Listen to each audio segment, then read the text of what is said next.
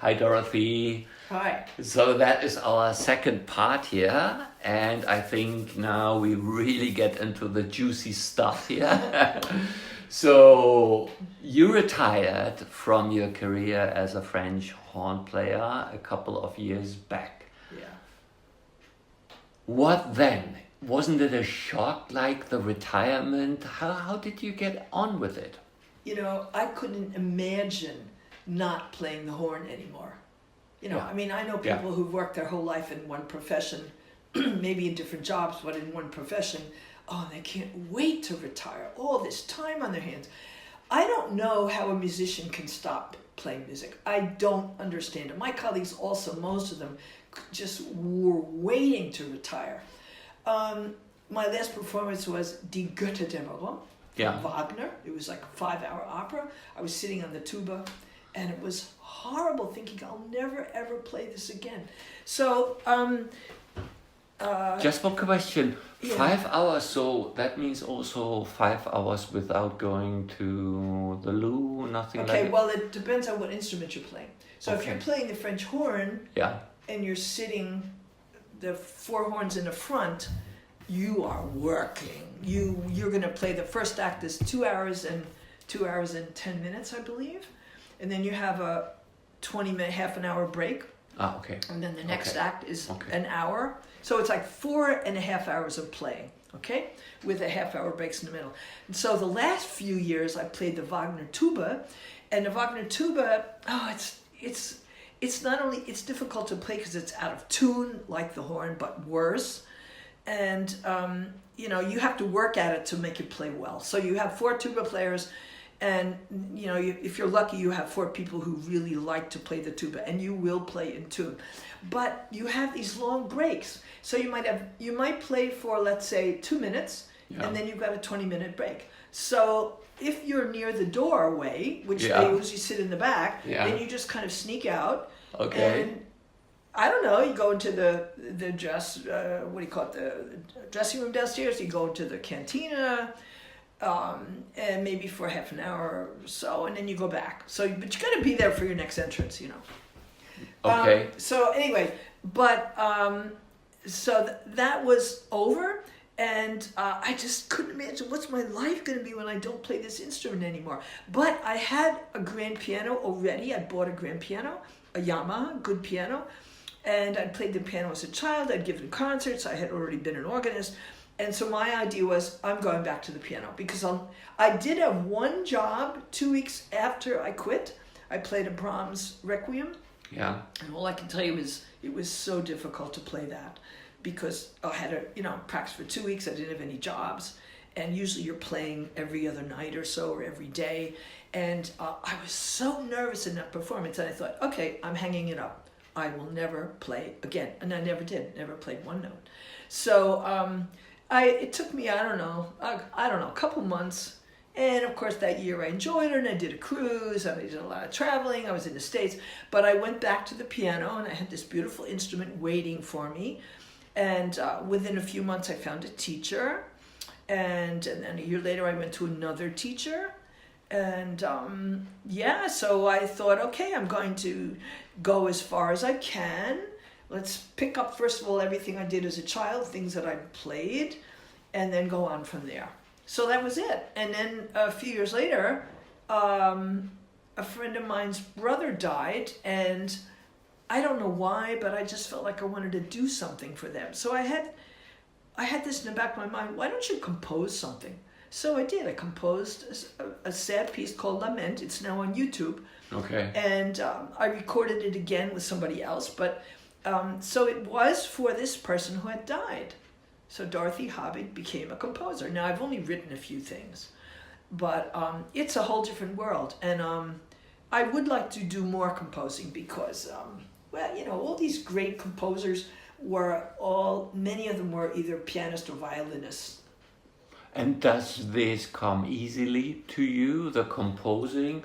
Or is it like creating a habit, like work on it constantly? How is it in your case? Well, no, I just had this feeling I had to get this feeling out of my body. I had to how would you say, create realize the feelings that I had and put it on paper in the form of music. Sounds kind of crazy, but that's what music is, right? Okay. So it's just all feelings. So it came very easy. That first piece I wrote in 5 hours. The next time, I've never done that before. And the next thing took me 2-3 days. And in the meantime, I've written some meditation music, and I have a piece for cello, which I started, never finished. But then it got harder, and what the problem is, so you write something, and then you don't go back to it for a few days or maybe a few weeks, and the next time you come back to it, you're different. You're a different person. You're in a different mood. Mm-hmm. And I never thought about this before, and I thought, oh, that's why when certain composers would write a piece over 2 or 3 years, that every time they came back to the piece, their life had changed. They were different, or they were in another relationship, or they lived someplace else. Well, that can create problems, because you have the new ideas. I'm asking the question also because, there are, for example, writers who say, no, you have to create a habit, you have to write a certain amount of words. Yes. And that... Yeah. And I've known 2 or 3 artists, painters, and the one guy said, you have to sit every morning, give yourself the time for 2 or 3 hours, and whether anything comes or not, you do it. Well, he ended up not doing it either, because he wasn't making any money from his art, so he had to paint apartments and build houses, and then so he didn't get down to his artwork, but he still did do things. And I don't know, he never talked to me about it, but I see now these ideas come when I'm going to bed, or I'm in bed, and all of a sudden a melody starts going through my head. And I'm out of it now. Now I haven't done anything in a few months. But, so I would put paper under my bed, score paper, and then write it down. You do that? Yeah, and Great. I know that Beethoven, I have a book about composers, artists, and I thought it was kind of funny. I started this like 5 years ago. Beethoven was walking in, I don't know where it was, whether it was near Bonn, because he had lived in Bonn. He was out in the country, and there were these guys on a horse-drawn, wagon. They were going, the farmers, okay? Yeah. And they're on this road, and all of a sudden they see this man walking, crossing the road, completely oblivious to the fact that they were going to be overtaking him. And he walked, he had something in his hand to notate. And he just stopped in the middle of the road for about 15 minutes and started he was writing a theme down. And the one of them said, oh, that's Beethoven. And the other didn't have any idea who he was. He said, oh, that's that guy who composes. So, and then he wrote, it took a few minutes, and then he just ambled on his way, and it sounded like he was just an old man, But I can imagine that now, because if you're just composing, and he was a pianist, he was a conductor, if you're just thinking all the time, your mind is free, and you go out in the country, a lot of these people who wrote songs, composers, they would go for walks, and then they had ideas, so you have to have some way of writing it down. Nowadays, you've got, we used to have Blackberries, and I don't know whether you could record on a Blackberry, but you've got your phones. You can always sing a melody. You can write it. There are notation programs. You can write it out. Yeah. But, it's going to happen in the middle of the night. So if you're smart, when I started doing this 8 years ago, and I had something in my head, I would get up and write it down. If you don't, it's gone the next morning. It's gone. Yeah, sure. Yeah. This is creativity. And how did you perceive the difference between playing in an orchestra and then the transition to playing the piano? That must that's quite hard. It's always fine to sit down and then play. Yeah. But as soon as you're in front of an audience and you're by yourself, yes. Well, it was for me very difficult. And remember, I'd done a lot of singing too in the 90s. I did a lot of concerts in Hamburg as a singer, and that was worse because I had never sung in front of people, and I was alone. I had a pianist accompanying me. I had some really fine pianist here working with me, But I think that was the hardest. It's funny, I thought about it last night. In fact, I got up and did some writing about it. And singing was the hardest because technically when you get in front of an audience, you are undressing. You have to be able to show your feelings. And I couldn't do that 30 years ago. I wasn't able to do that. So the piano isn't as hefty because it's an instrument. So you have to play the instrument. Yeah, but you still have to show yourself. So I'm going through a process now. I've been working on this for several years, where I'm trying to find out, you can do it. Why do you have anxieties of sitting in front of people? There are therapists who work with musicians about this. And I had a therapy session last year before 2 concerts to find out why I had anxieties. And it was one woman who worked with me was wonderful here in Hamburg, and she was really great. And it changed my entire attitude about the audience. But I'll tell you the truth, when I used to sit in the Musikhalle on a Sunday morning in Hamburg, in a concert, but I had solos to play, I was thinking, oh, they're going to start throwing apples and oranges at me, as if I were a gladiator in Rome or something, if they didn't like what I did. And you can get pretty nervous when you're playing the horn in an orchestra because they can hear every note. Yes, but on the piano, you're all by yourself. And you don't have anyone there to accompany you unless you're playing a concerto with an orchestra. So, first of all, you better make sure you know your music. And, what else can I say? That's number one. And as this teacher of mine said, well, you have to learn how to jump, how to spring from one section to another, so that if you forget your music, you know how to save yourself. You have to know how to save yourself. Something happens. And have you learned it? No. I know, I just found out about this. So he told me start practicing like that so that when you're working on something that you know, and I'm aware of it now. So now I'm working on some Schubert impromptu, and there are several, and I'm doing 3 from Opus 90, and they're not easy. So, and I can do that now. I can jump several bars or something. So if something happens, then I have the connection, so to say.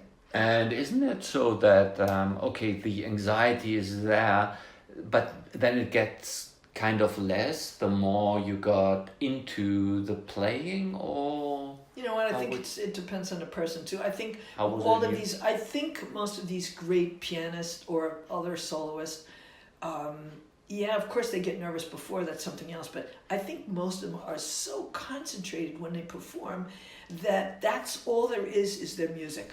I, unfortunately, have never been able to do that. I'm beginning to do it now, but if I had started playing solistically maybe when I was 25, maybe it would have been easier. I don't know. But I know, I won't mention names now, but I know a very, very fine soloist, a brass player, and he told me, he said, oh, I've got a concert coming up in 3 months, and I'm already so nervous. And I thought, this is crazy, because this guy's famous.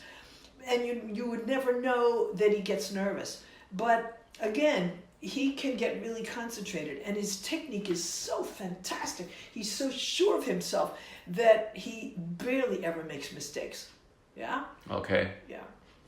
And what about your daily life? So I imagine then that you practice probably every day. Yeah, I try to do every day. Sometimes I let a day go by. I take a day off, and that's great. That's like vacation, because you got to work, and when you practice, you're using a lot of concentration.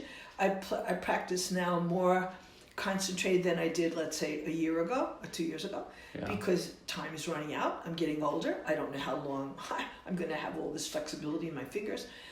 So I'm very concentrated when I practice. Sometimes I take a nap after I've practiced 2.5 or 3 hours. And I know a concert pianist in South Germany, and she just died. She's American. She said, I practice 2 or 3 times a day. And every time she starts again, she warms up 15 minutes. She's done a lot of playing in her life. She's in her 70s. So, it depends on the person. I mean, these big guys, they're practicing 7 or 8 hours a day. I don't know how they do it. I could never do that. Wow, 7 or 8 of them. Yeah. My goodness. Yeah. But it's work. You know, you're taking this piece, you're going to take it apart. A friend of mine in an organization I belong to asked me, how do you memorize? And I wasn't thinking of it at the time. It's about 3 years ago. And he said, is it just what do you call it? Repeating it. And I said, yes. No, it's much more involved than that. I have to know what key am I playing in. If you're really good, you have to know all the chords. And then there's connections and how it feels. And it's just so complicated to memorize something. But once you have it down, it's down. Okay. And you, of course, if you haven't played it in a couple of years or a year, yeah, you've got to go back again before you play it in public and review it. It might take you a few days, you know. But there are definite ways to memorize. And which instrument did you enjoy most? Is it the horn? Is it the piano? Was it the singing? Which is really enjoyable for you? You know what? They're all different. And I love the horn for the sound. No instrument, as far as I'm concerned, no instrument can compare to the horn. But that's why I played it. You know, an oboe sounds very different from a horn, but oboists love the oboe. So, okay, so I became a hornist just because of the sound. I didn't realize how difficult it was. If I had known that, I probably would have never studied the horn. And the nice thing about the piano is I can play by myself. I don't need anybody else. Yeah. And with the singing, oh, my poor neighbors, you know, I've had eight or nine neighbors here over me in the last 40 years. I've been in this apartment 40 years. And when I think about the exercises, the vocal exercises I used to do, they must have gone crazy. And I had a very high voice.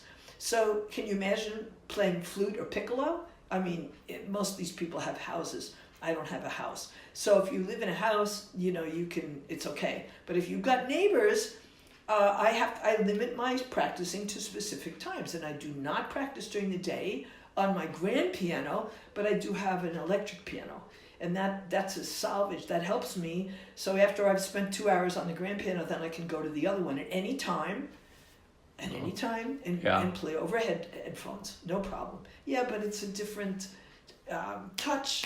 You can't compare it to a normal instrument. It's not an instrument.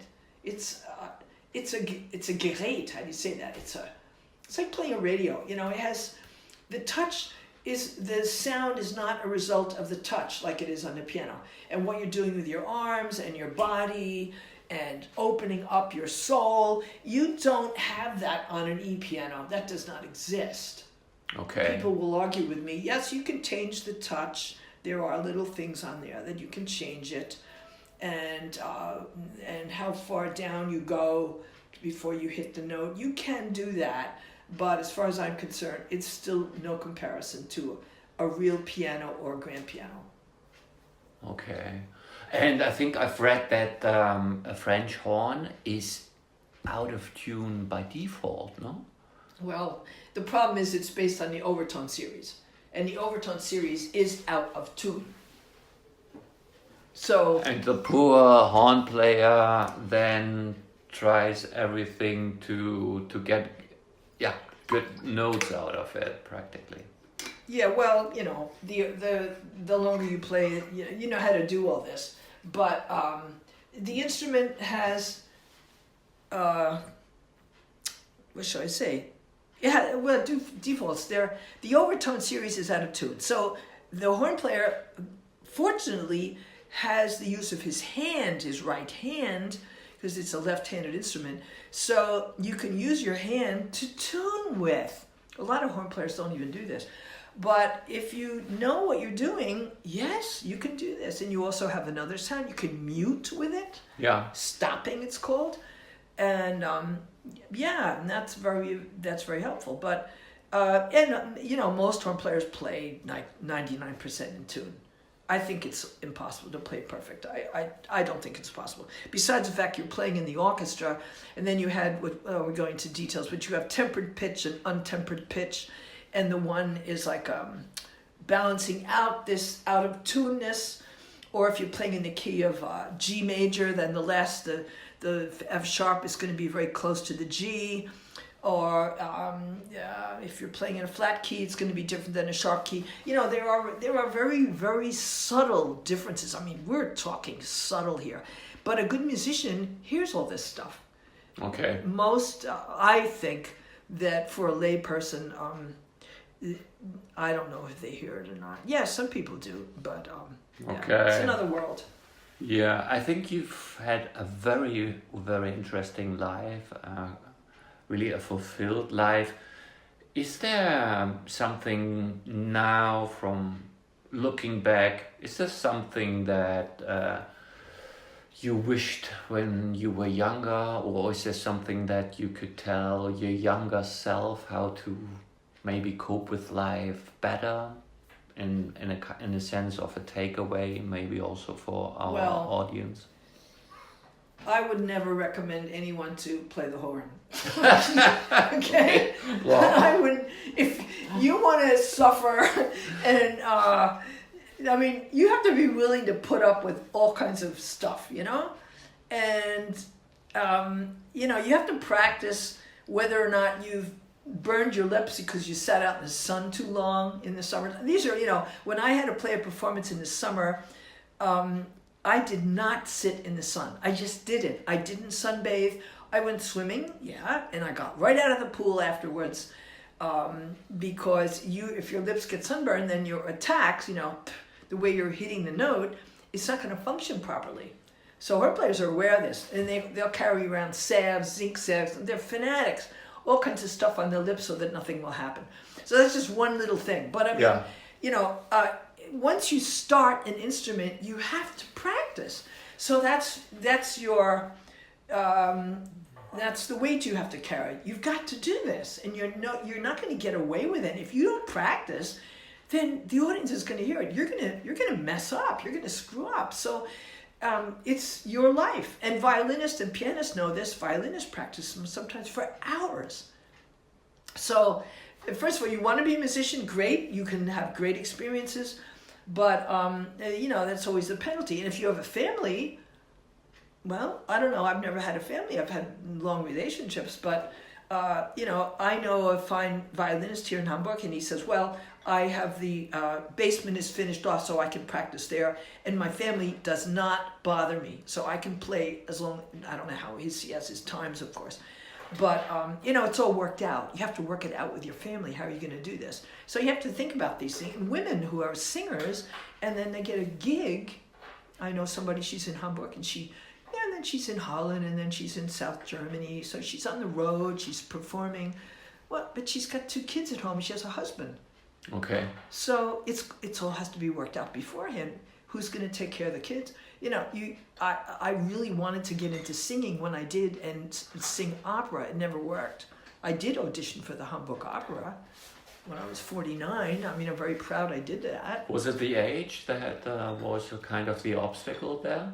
Well, I wasn't ready for it. I also mentally wasn't ready to sing on the stage. But my conductor told me I sang from the Briefszene, the letter scene from Eugene Onegin, which takes about 10 minutes. I did the whole thing. And my conductor was really impressed. And he said, well, if you were 38 and I were still in Lübeck, I would hire you immediately. But you're not. So that was the end of that. This is the only audition I ever took for an opera house. And then I thought, okay, let's be realistic here. No one's going to hire me. So I just did solo concerts. And I did them for years. So that was very nice. And it was a great experience. But eventually the voice starts to wobble and things get difficult. Okay. Maybe, what about, you're also a therapist, I think. I'm a practitioner of a health technique called Ergosoma. You can look it up online, ergosome.de or .org. Org is the international website, Ergosome International. And yeah, I would suggest that you look it up because it's complicated. It's easy, but it's complicated. So basically, it's bringing body, mind, and soul together in a technique that gives energy to the parasympathetic nervous system. Okay, and can well, there's certain words that I shouldn't be using when I talk about it, so you have to look it up. But yes, I've been practicing it over 10 years, and I've had a lot of success. And, people have had bad kidneys and liver problems, and I help them balance their body out. They didn't have to go on a dialysis machine.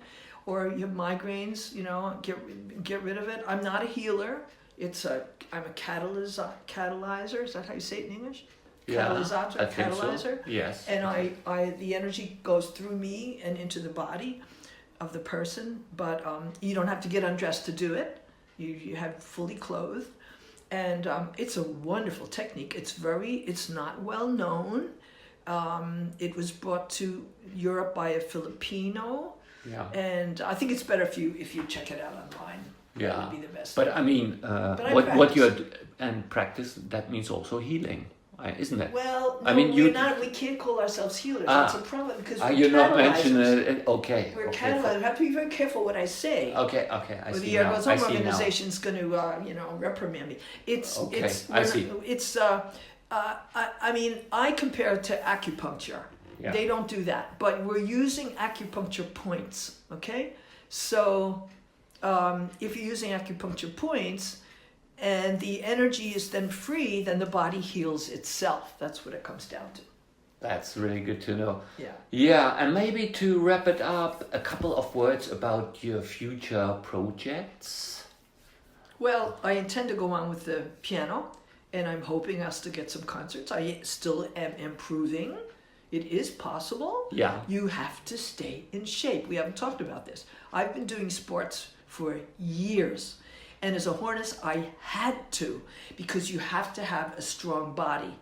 And, I'm working with men, and these guys have muscles. So if you're a woman, you have to have muscles too. And you have to have facial muscles, So that's the horn, that's the practicing. But you have to have diaphragm muscles and stomach muscles, and you have to hold it up.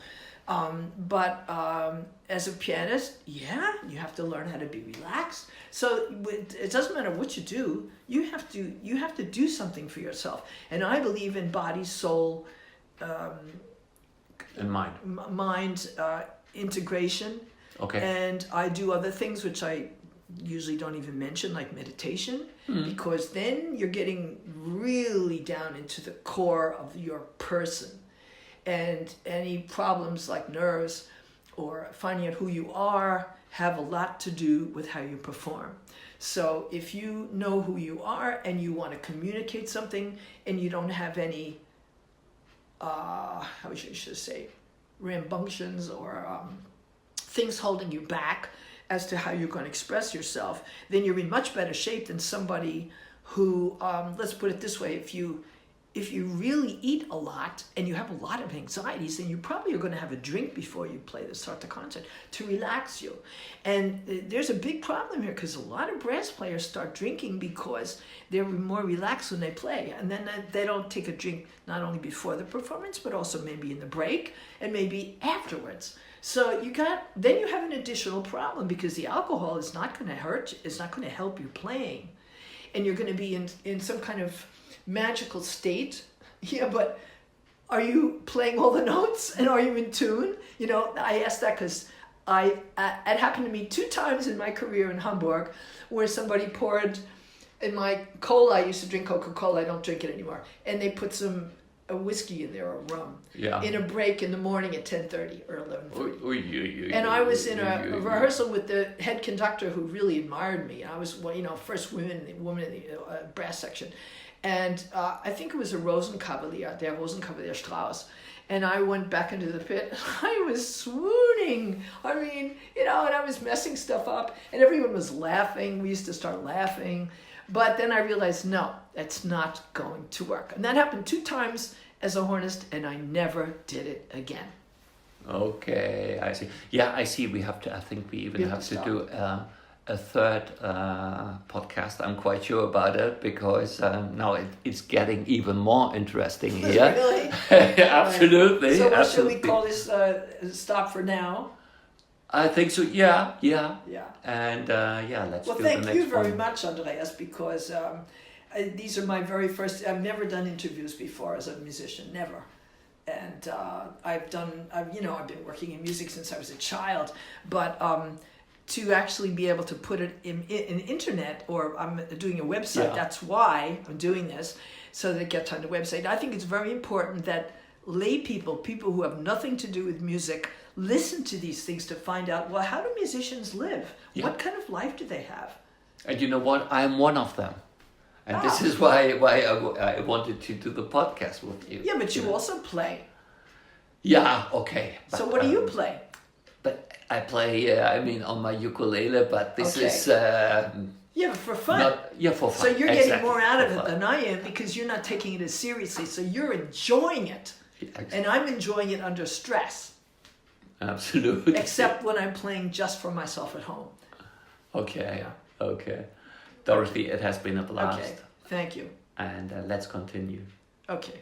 Sam, thank you very much. Thank you, Dorothy.